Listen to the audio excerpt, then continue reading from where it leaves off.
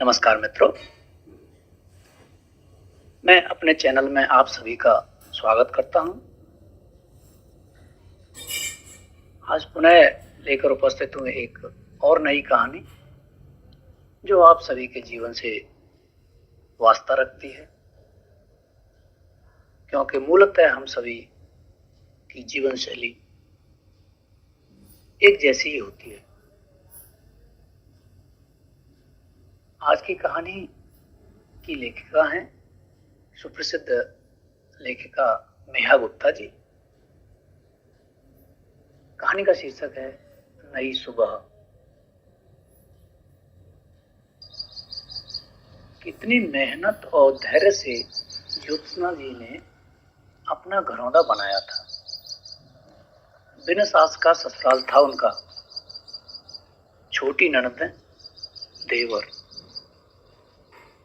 भाभी, आज गर्मा गर्म समोसे खाने का बहुत मन कर रहा है। अरे ज्योत्सना, अपने हाथ की बनी दाल बाटी तो खिला दो। जैसी फरमाइशों से घर गुंजायमान रहता। धीरे धीरे वक्त सरकने लगा और सब परिंदे एक एक कर उड़ गए। अब घर में वो दोनों और उनका नन्हा मुन्ना रह गया। ज्योत्सना जी के घर में पैर पड़ने के बाद उनके पति के व्यवसाय ने दिन दुगनी रात चौगुनी तरक्की की। तुम तो इस घर की लकी वर्ड हो, उनके पति अक्सर उनसे कहा करते। पर क्या वो वास्तव में लकी वर्ड साबित हुई? पति की आकस्मिक मृत्यु ने उन्हें सोचने पर मजबूर कर दिया था। उनके तो मानो पंख ही कतर गए थे। पर अभी उनकी जिंदगी का एक और मकसद, उनका बेटा उनके सामने था। पर उस दिन से वे पूरी तरह से चित्त हो गई थी जब उनके घरौंदे के आखिरी परिंदे ने भी नौकरी के लिए विदेश की ओर उड़ान भर ली। वे गिरी, घायल हुई, फड़फड़ाई, पर जीना नहीं छोड़ा। बहुत कमजोर लग गए हो तुम बेटे। एक दिन वीडियो कॉल पर बात करते हुए वे अपने बेटे से बोली, माँ, काम के बिजी शेड्यूल के चलते खाना बनाने का समय ही नहीं निकल पाता और वैसे भी बहुत थक जाता हूँ। खुद से कुछ बनाने का मन ही नहीं करता है। सुनकर उस दिन एक निवाला भी नहीं निकला गया था उनके गले से। उस दिन से उन्होंने अपनी जिंदगी का नया मकसद बना लिया था। बेटे के लिए थेपले, खाकरे, मठरी, कई तरह की मिठाइयां बनाकर कुरियर करने लगी। सामान की सूची बनाना, बाजार से खरीद कर लाना, एक एक कर चीज अपने हाथों से बनाना और फिर पैक कर कुरियर करके आने में कब उनकी सुबह होती और कब रात हो जाती उन्हें पता ही नहीं चलता था।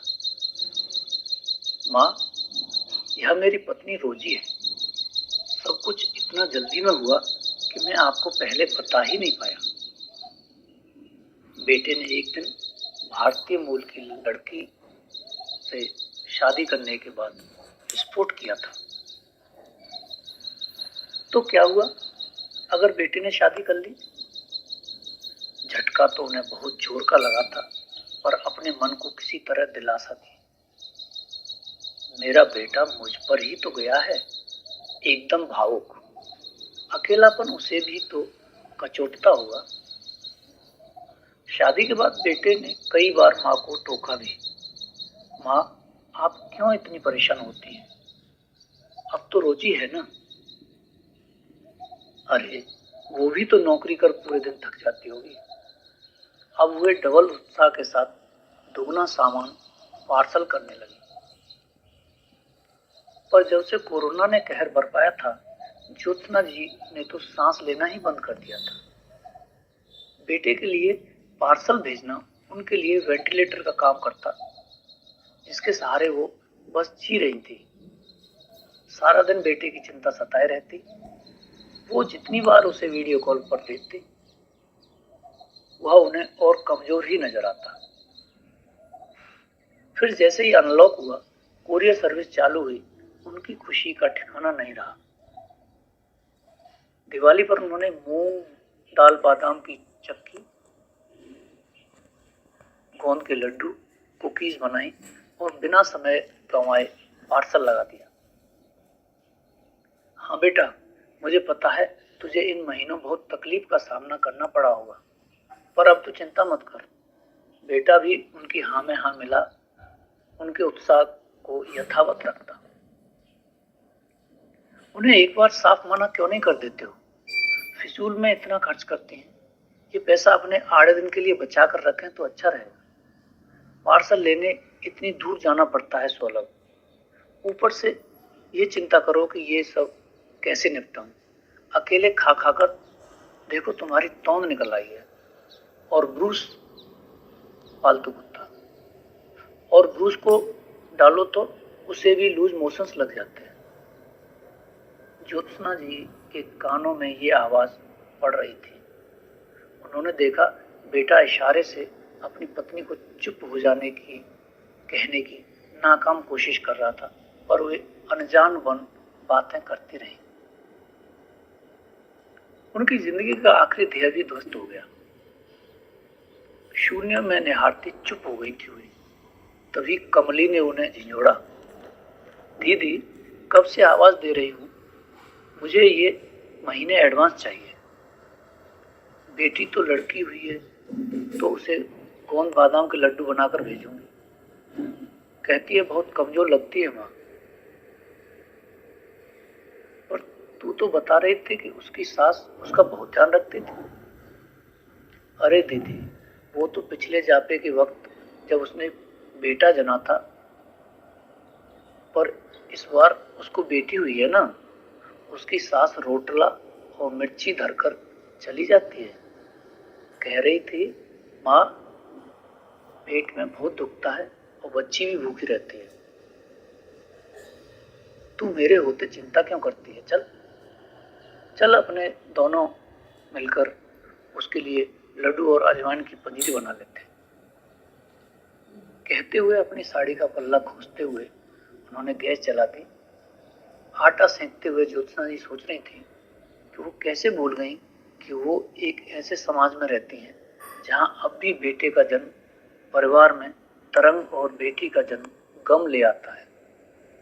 सब काम निपटाने के बाद वो इतना थक गई कि सोफे पर लेटते कब उनकी आंख लग गई उन्हें पता ही नहीं चला। जब सुबह आंख खुली तो उन्हें लगा कि दूर पहाड़ी के पीछे से झांकता हुआ सूरज उन्हें देखकर मुस्कुरा रहा था। उन्हें एक नई ताजगी सी महसूस हुई, जैसे जिंदगी के सारे गिले शिकवे दूर हो गए। अब उन्होंने बेटे को पार्सल भेजना बंद कर दिया है और शहर के सरकारी अस्पतालों में जाकर चच्चाओं को अपने हाथ से बनी अजवाइन की पंजीरी और गोंद बादाम के लड्डू वितरित करना शुरू कर दिए हैं। इसके अतिरिक्त बेटी को जन्म देने पर बोनस के रूप में नवजात शिशु के कपड़े, गद्दा, तकिया और ओढ़ने की चादर का एक बेबी किट भी सम्मिलित कर देते। उन माओं के चेहरे पर खुशी देकर उन्हें उस असीम आनंद की अनुभूति होती जैसे उन्होंने पहले कभी महसूस नहीं की थी। उनकी जिंदगी में आया एक दुखद मोड़, एक नई सोच, एक नए उद्देश्य में तब्दील हो गया। मित्रों, यहाँ यह छोटी कहानी समाप्त होती है। आपने सुनी कहानी नई सुबह। लेखिका थी मेहा गुप्ता। हमसे जुड़े रहने के लिए हमसे जुड़े रहिए। धन्यवाद।